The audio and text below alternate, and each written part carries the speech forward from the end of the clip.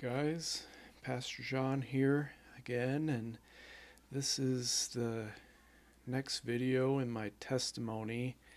This video is probably the hardest one to make, the hardest one to be honest, but I want this channel to be, authentic and real.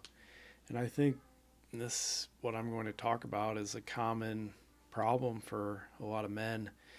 So, you probably guessed the topic. I want to tell you more about my issues with porn. So I mentioned in the first testimony video that I got introduced to that stuff when I was a kid with Kazaa, and I would download images and it was slow. It would take an hour to get one picture. And even before that, I got into looking at JCPenney catalogs, whatever I could get my hands on. I think that started in middle school. So from the young age, 11 years old, I had been building this lust in my heart. And like most young guys, getting into more and more material, to feed that addiction. So Kazaa came probably around, late middle school. And then eventually we got broadband internet so I could play Xbox Live Halo 2, best game ever made. And broadband internet really opened the floodgates. You could do Google image searches super fast. There were websites where you could actually, see videos. And in high school, I was doing, really accessing that. And I want to clarify, every time I was looking at this, I was, rubbing one off, multiple, not to get too graphic here, but you guys know. It wasn't just looking, there was some action going on with the looking. And sometimes I would have binge sessions, and it was really negative, and I felt guilty because I was going to church. I knew, back then, the purity rings, all that stuff, you knew that it was wrong. I knew it was bad, but it was just well, whatever, it feels good. I'm just going to keep doing it. I mean, what do Christians expect me to wait until I'm married to have sex? I'm all riled up right now. I can't wait. I'm in high school. I don't know when I'm going to get married, so I'm just going to keep going. And I would go back and forth. So I'd be like, okay, I'm not going to look at any porn online. I'm just going to, use my imagination. So I would do that for a while, and then, I'd be looking at a magazine or something. I would try to worm my way around so I wouldn't feel bad about it. And I always told myself, once I get a girlfriend, once I get a wife, this is all, this is stupid. This is only second best the real thing, right? Well, I met my girlfriend when I was 18, but it didn't take long after we started dating. We started fooling around right away. And, it was really only about a month of fooling around with my girlfriend at the time that old habits die hard. And, well, I'm going to go back to, my images, my videos.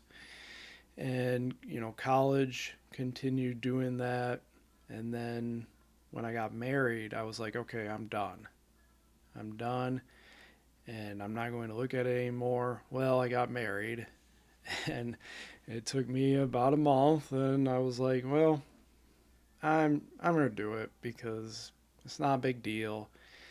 And that continued on, and you know, in my 20s, that's when I really started to notice the decline. Because in my earlier years, the porn, it was still kind of just like your standard type of stuff, butts, boobs, just kind of normal. But, anybody who's looked at porn knows the brain after a while needs new stuff. And it was in my 20s. I didn't have God. I was agnostic. I was all into politics and secular stuff and Reddit. And I wasn't praying. So this habit, I just felt like it started to get worse because I started to look at more violent stuff and things that were just, like would have never interested me before. I think a lot of guys can understand that progression because it's kind of like this downward slippery slope that happens.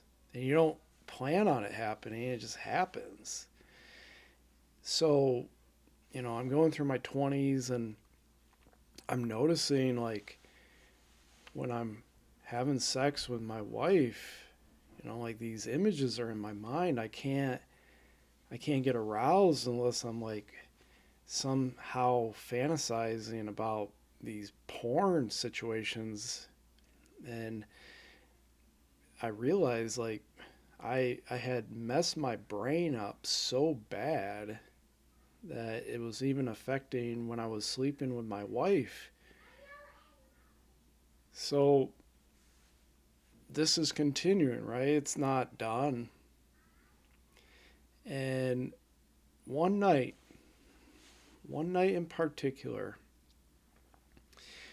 I was in a basement and I had like a bad, bad binge. You probably know what that's like to have a bad binge. And you close all those tabs, you feel gross.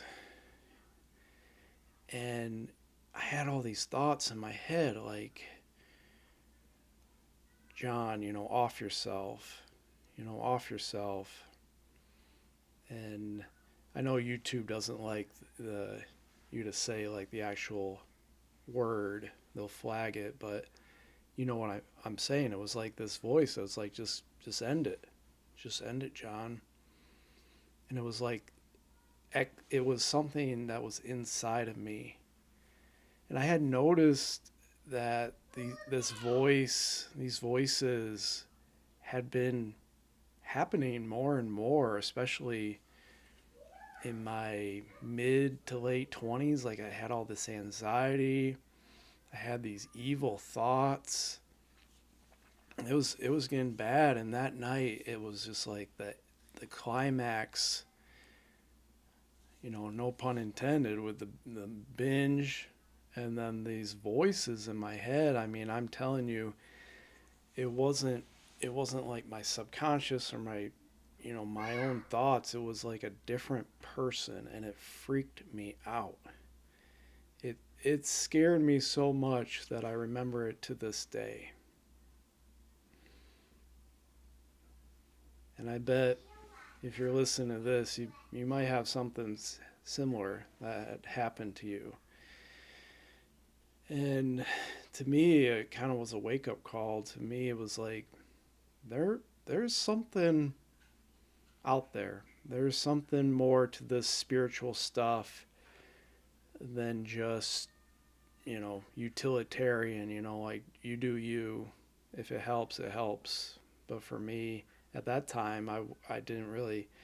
And the funny thing is, and it's maybe funny is not the right word, but like I was agnostic. I didn't I was like, I don't care. Like, I evolved this way to look at this stuff, so I'm not guilty. But yet it was there, like in my mind.